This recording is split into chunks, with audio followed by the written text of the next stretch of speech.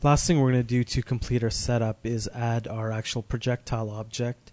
So in this case, we'll just get a simple sphere and place that where we need it, roughly on the end of the catapult arm. You want to make sure there's no intersection happening at that point. And of course, because it's actually being launched by the arm, we want to make it a active rigid body for the simulation. So if we play that back, you can see the sphere disappears right away, and that's because the actual rigid body default collision type is set to bounding box.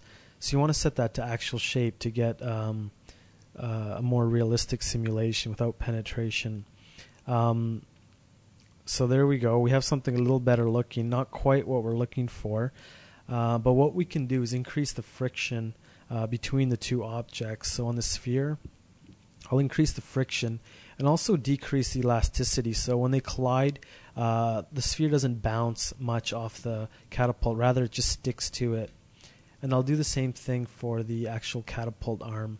Increase the friction and decrease the elasticity. So we'll play that back. There we've got something a little better.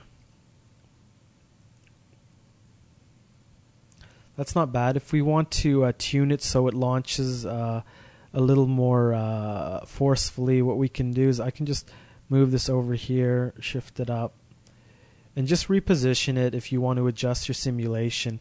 And then from that new position, you can set the initial state of the object and then try that out.